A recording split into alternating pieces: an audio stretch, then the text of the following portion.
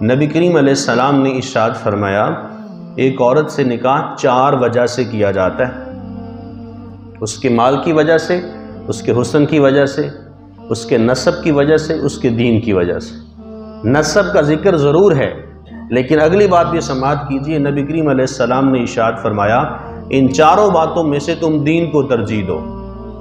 اس عورت کا حسن پیچھے رہ گیا، اس عورت کی ذات پیچھے رہ گئی، اس عورت کا مال و دولت پیچھے رہ گیا۔ ہمارے پیارے نبی صلی اللہ علیہ وسلم نے حکم دیا امت مسلمہ کو، کس کو دیکھنا ہے؟ دین کو دیکھنا ہے، عورت کی دینداری دیکھنی ہے۔ نہ تو حسن ساری زندگی باقی رہے گا، جوانی تک حسن باقی رہتا ہے، 30 سال کی عمر ہوتی ہے، 25 سال سے لے کر 30 کے درمیان میں حسن ڈھلنا شروع ہو جاتا ہے، چہرے پہ جھریاں پڑنا شروع ہو جاتی ہیں، چہرے کا رنگ بدلنا شروع ہو جاتا ہے۔ حوادثات زمانہ کی وجہ سے، مجبوریوں کی وجہ سے انسان پتہ نہیں کتنا مجبور ہے، اپنے گھر والوں کو کما کما کر دیتا ہے، چہرے کا رنگ بدلنا شروع ہو جاتا ہے، خوبصورتی سدا باقی نہیں رہتی ہے، اور نہ ہی دولت انسان کے پاس باقی رہتی ہے۔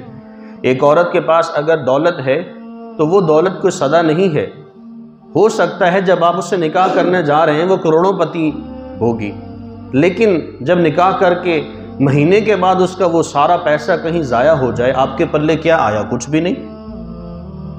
تیسری بات ذات، یہ ذاتیں صرف دنیا تک کی محدود ہیں، یہ ہماری روزی روٹی کا بہانہ ہے بس، اور کچھ بھی نہیں ہے، ہمارے ایمان کا حصہ نہیں ہے۔ قرآن پڑھ کے دیکھیں، قرآن کے احکامات کو دیکھیں، قرآن مجید فرقان حمید کے اندر لفظ آتے ہیں کہ ہم نے تمہارے لیے یہ جو قبائل بنائے ہیں لِتَعَارَفُوا، بس اتنے لیے تم اس سے سمجھ حاصل کر سکو، پہچان کر سکو، بس یہ تمہاری زندگی کا حصہ نہیں بننی چاہیے۔ آج دیکھ لیجئے ہماری بیٹیاں گھروں کی دہلیز پہ بوڑھی کیوں ہو رہی ہیں؟ آج ہمارے بچے ان کے سروں میں سفیدی کیوں آ رہی ہے؟ اسی وجہ سے آ رہی ہے۔ رشتہ نہیں ہو رہا، کیوں نہیں ہو رہا؟ بھی ذات کا رشتہ کوئی نہیں ملتا ہے، بھی ذات کو زندگی کا حصہ کیوں بنایا تم نے؟ یہ تو لِتَعَارَفُوا، قرآن کا حکم یہ ہے، صرف پہچان کے لیے تھا۔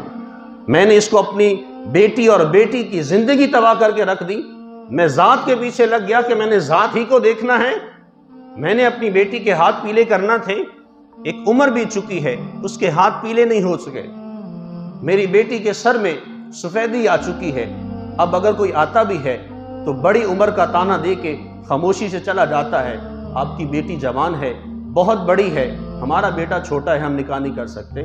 تو سوچیں اس باپ کے دل پہ کیا گزرتی ہوگی جب کوئی شخص اپنی بیٹی کا رشتہ لے کر آتا ہے اور دیکھے کہ لڑکا انتہائی بڑی عمر کا ہے، تو اس وقت وہ انکار کر کے چلا جائے کہ آپ کے بیٹے سے ہم شادی نہیں کر سکتے اپنی بیٹی کی، اس لیے کہ آپ کا بیٹا بہت بڑا ہے۔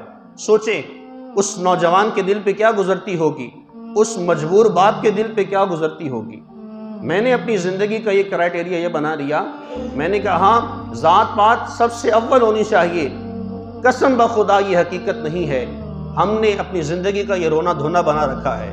شریعت اسلامیہ یہ کہتی ہے دینداری کو دیکھو، بچیوں کا نکاح کر دو، بچوں کا نکاح کر دو، اسی میں عافیت ہے، اسی میں محبت ہے، اسی میں زندگی کا سکون ہے۔ ہم نے ایک تو حسب نسب کو زندگی کا حصہ بنایا، اور دوسری بات ہم نے ان 4 باتوں میں سے مال و دولت کو زندگی کا حصہ بنا لیا۔ مجھے یہ بتائیے کہ جس شخص نے آپ کو اپنی بیٹی دے دی ہے اس نے اپنے پاس رکھا ہی کیا ہے؟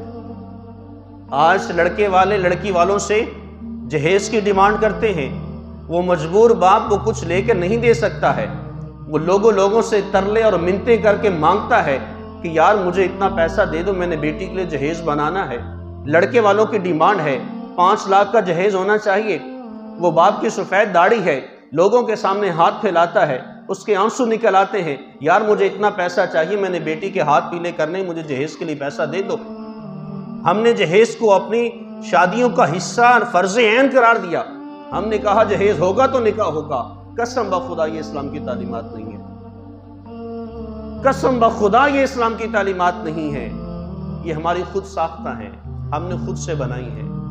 آج ہمارے بچے ان کی سر سفید ہونے کو ہیں، آج ہمارے بچوں کی داڑیاں سفید ہونے کو جا رہی ہیں، لیکن ان بچوں کا نکاح نہیں ہوتا ہے۔ وجوہات کیا ہیں؟ وجوہات یہی ہیں کہ ہم لوگ مال و دولت کو دیکھتے ہیں.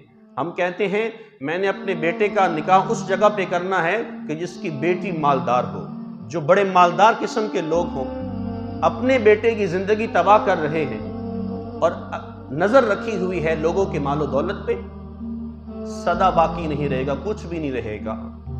زندگی دنیا سے یہاں سے جب جائیں گے زندگی گزار کر تو بے سر و سما جائیں گے. ان چاروں باتوں میں نبی علیہ السلام نے ہمیں پیغام دیا ہے کہ دینداری کو دیکھو، اس لیے کہ تمہارا حسن دنیا میں رہ جائے گا، تمہاری دولت بھی دنیا میں رہ جائے گی، تمہاری ذات پات حسب نسب جن پر تم فخر کرتے ہو یہ دنیا میں رہ جائے گی. لدینہا، تمہارا دین تمہارے ساتھ قبروں کی دہلیز تک جائے گا. یہ ساری تینوں باتیں دنیا میں رہ جائیں گی. مجھے بتائیے مرنے کے بعد صرف قبر کے اوپر لکھا جاتا ہے یہ چودھری صاحب کی قبر ہے، یہ بھٹی صاحب کی قبر ہے، یہ مغل صاحب ہے، یہ ملک صاحب ہے. ذات پات بس قبر کی دہلیز تک ہے، نیچے کچھ بھی نہیں ہے. نیچے اس کا اپنا عمل ہے جو قبر میں لے کر گیا ہے. یہ القابات، یہ علامہ، فہامہ، قاضی، حافظ، یہ پروفیسر، ڈاکٹر، انجینئر، یہ سارے زمین کے نیچے نہیں ہیں. یہ صرف قبر کے اوپر لکھے جاتے ہیں، بس نیچے نہیں لکھے جاتے ہیں. بڑے بڑے اقتدار عالیہ پہ براجمان وزراء، بڑے بڑے مشیر دنیا سے چلے گئے، آج ان کا نام لینے والا باقی نہیں ہے، ان کی ذاتوں پہ فخر کرنے والا کوئی نہیں ہے. معلوم ہوتا ہے کہ ذات پات حسب نسب کچھ نہیں ہے. اسے اپنی بچیوں کی اور بچوں کی زندگی کا حصہ مت بنائیں.